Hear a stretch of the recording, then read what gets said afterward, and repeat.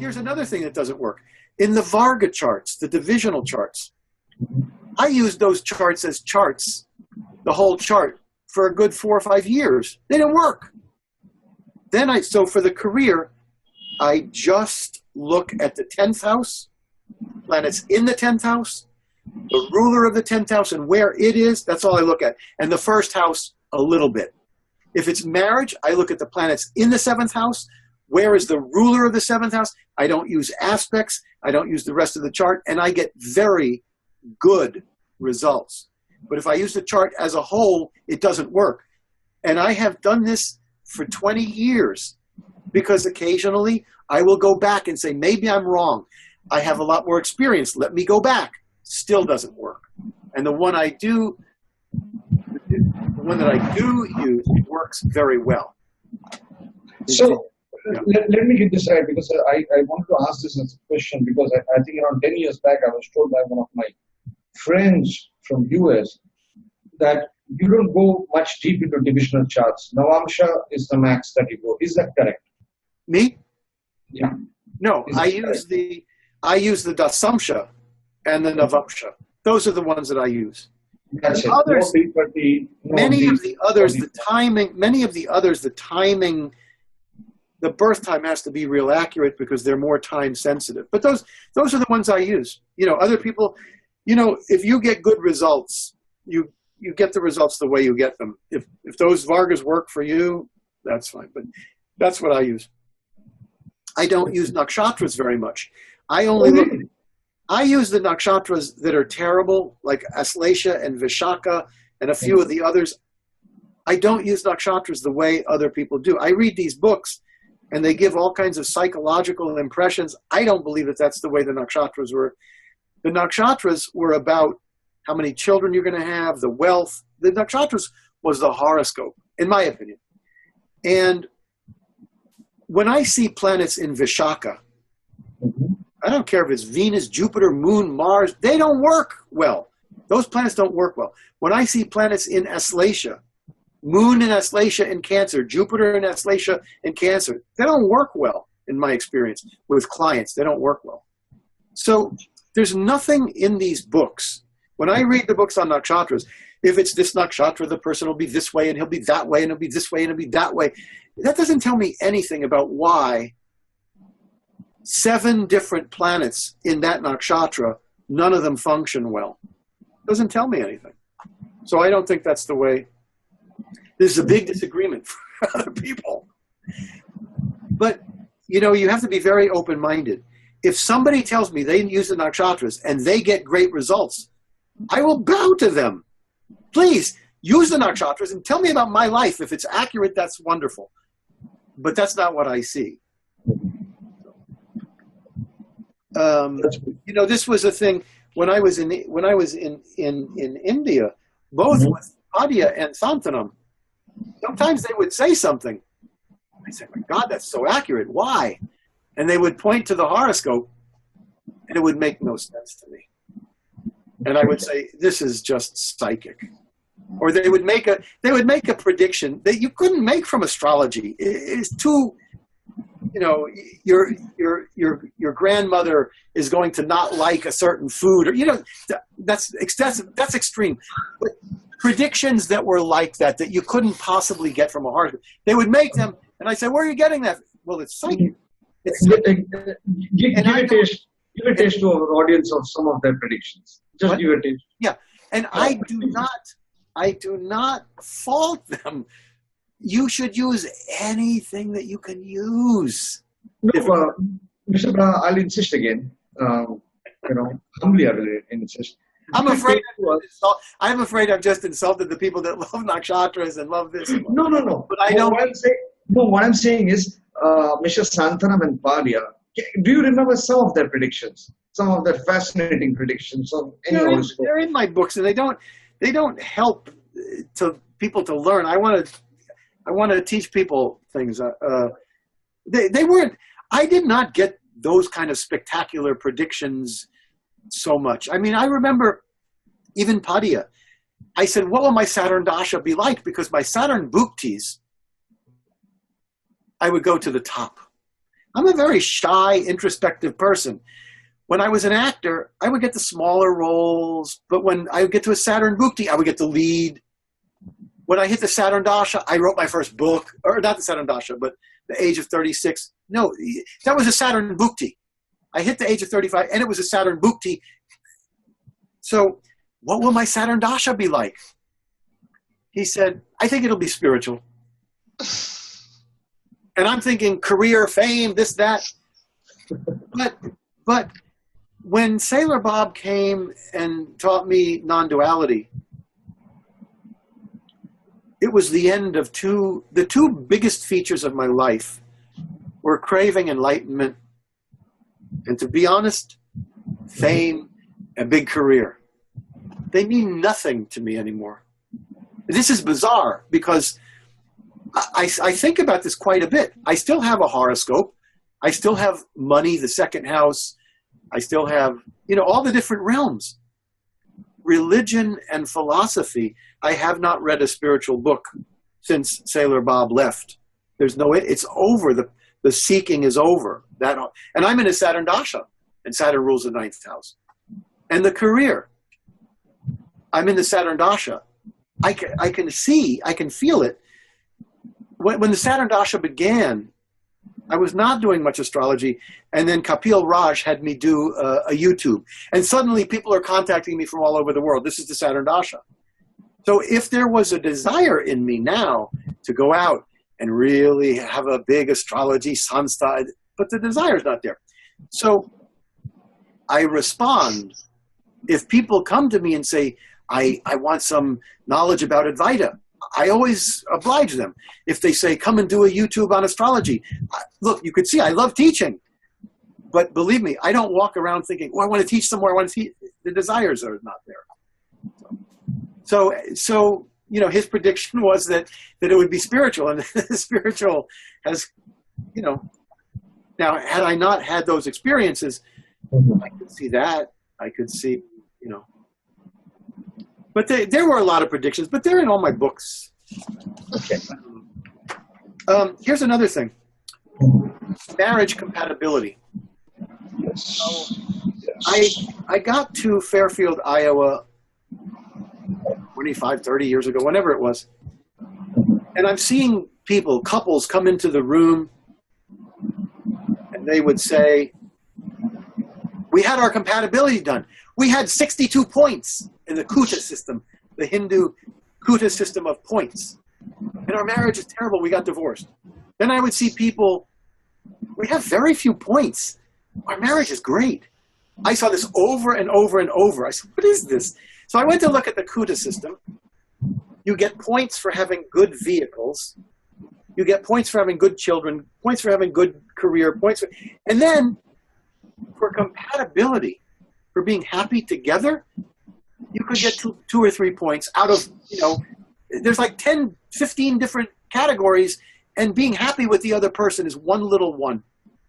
So I tell people, ignore that and use the Robert Hand method of composites, where you use the midpoints of the planets. So this is where you draw my chart and then her chart. If my Venus is 7 degrees Libra and hers is 7 degrees Aries, then we're going to put the Venus in 7 degrees Cancer in the new chart. That works really well. So, but if you're using the Kuta system, that's not so good. Now, I was once talking to an astrologer who uses Horary astrology. He's a Western astrologer. She uses the William Lilly method of Horary astrology. Her name is Lee Lehman. She's very famous. Very famous, yeah. And one day she told me, James, when you get any horoscope of a client that has Saturn in the 7th house or Saturn ruling the 7th house, you're going to have possible mistakes with the horoscope. Oh, I said, this makes no sense to me. That's what 1/5 of all horoscopes have a Leo or Cancer ascendant. They're going to have Saturn ruling the 7th, which will be Capricorn or Aquarius. How can that be? she said, well, just take a look at your clients and look at the charts and see. And I haven't looked at it in a long time, but when I looked at it, it was true. It was easier to make mistakes on the horoscope. It was easier for them to give you bad birth data. So, yeah. You know, I found in 2005, I consulted Lee Lemon, and she gave me a bizarre prediction, but somehow at that point of time, I felt it is not possible. But she was 100% correct. Yeah, I've had both. I've had her be 100%, and then I've had some that didn't work. But I listen to her when I have something important. I do listen to her. But this is what did she give you the logic? Why Saturn 7th? I don't remember. Horary astrology is a lot of rules and regulations. I don't know. There was one with my son. When my wife was pregnant, many astrologers said, I see a girl, I see a girl, I see a girl. I happened to go to Orlando, I think Orlando, where Lee was living, she was giving a course on Horary. And we spent all day that day. At night, we went to dinner. Right before dinner, I said, oh my gosh,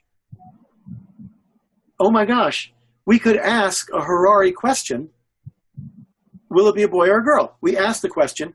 It turns out 5 masculine planets in 5 masculine, 5 feminine.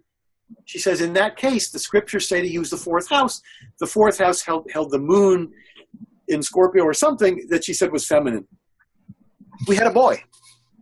Oh. But it was 50-50, in fairness. It was 50. Another thing that people should remember all around the world, particularly in the West, and we're almost done, I don't have much more, is that in Eastern cultures, when there's a season change, when you go from spring to summer, summer to fall, fall to winter, on the equinox, on the solstice, on the season change, in many Eastern cultures, they take a break.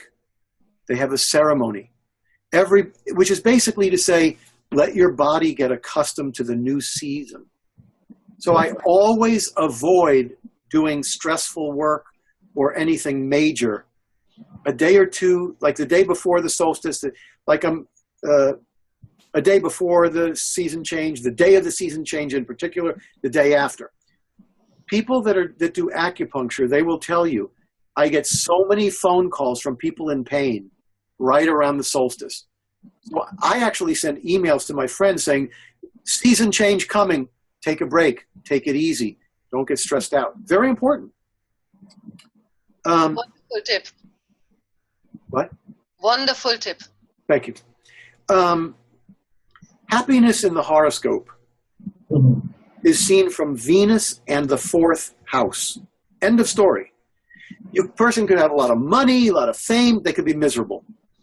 They could have no money, no fame, no love, but they're happy. Just happy because they have a good Venus and a good 4th house. Very important. In this regard, what is a good 4th house for you? If you know astrology, a good 4th house means benefics in the 4th house. The 4th house ruler is not afflicted. The 4th house ruler is, in other words, the 4th house ruler is with a benefic, or it's in its own sign. Planets in the 4th house are benefics. No malefic aspects on them. Many points in Astrocartography? Well, you could have 172 points in Astrocartography, and if your Venus is in Virgo hit by Saturn, you're not going to be happy. Okay. I mean, if everything, let's say that Venus is totally neutral and the 4th house is totally neutral, which is it's not likely. And then you had a whole lot of points in Ashtakavarga. Okay, it might help. But you need might be happy, you mean to say. To be happy, a good benefics, a good 4th house, a good Venus. That's the Maracas. I wrote my first book and I mentioned Maracas. And then I would get phone calls at 10 o'clock at night. I'm coming to a period of a Maraca. Am I going to die?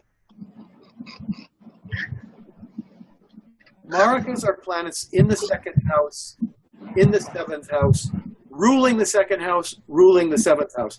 That means you're going to have a bhukti of a Maraka probably every year or 2 or 3. I mean, they're constant. The Maracas kill you when it's your time to die. That could be at 70, it could be at 80, it could be at 90. People could totally misuse Maracas.